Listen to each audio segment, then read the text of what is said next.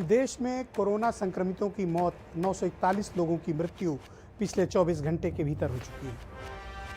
बहनों भाइयों, आप स्वयं महसूस कर रहे होंगे कि पिछले कई दिनों से ये दुखद समाचार आपको प्रतिदिन प्राप्त होते हैं कि कभी 800, 900, 1000 लोगों की मृत्यु हो गई है। ये हमारे अपने लोग हैं जिनका निधन हो रहा है, हम उन्हें इलाज नहीं दे पा रहे।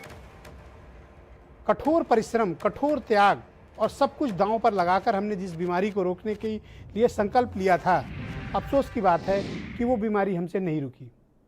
बांध टूट गया है।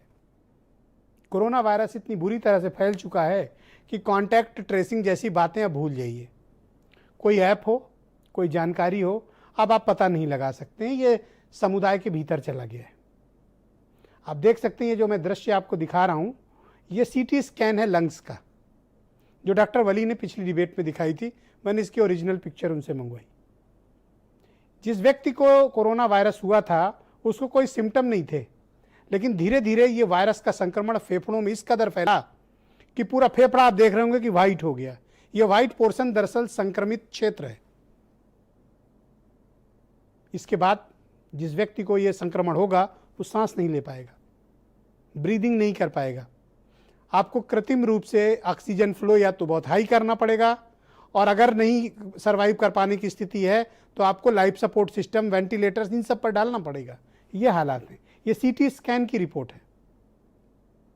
तो जिनको भी समस्या प्रतीत हो रही हो, कोरोना वायरस होने के बाद घरों में आइसोलेशन में हो और उन्हें सांस लेने में थोड़ी भी कठिनाई आई तो मैं उन्हें यही सजेस्ट करूंगा कि कृपया किसी भी तरह अपना सीटी स्कैन जरूर कराएं।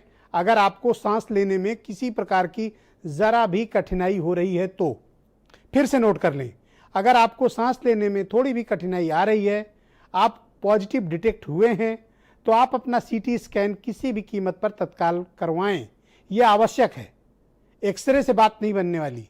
एक्सरे से चीजें पकड़ में नहीं आएगा ये संक्रमण। सीटी स्कैन से ये पकड़ में आता है। और ये बात सर गंगा राम हॉस्पिटल दिल्ली ने एक शोध के बाद डिटेक्ट किया है। ये बहुत महत्वपूर्ण जानकारी है, लिहाजा आप इसका ख्याल रखें और ध्यान रखें। मैं डॉक्टर मनोज मिश्रा की तरफ चलता हूं। डॉक्टर मनोज मिश्रा जी, आप मुझे बताइए कि 8 महीने का वक्त तो पर्याप्त था, उसके बावजूद ऐसे हालात के लिए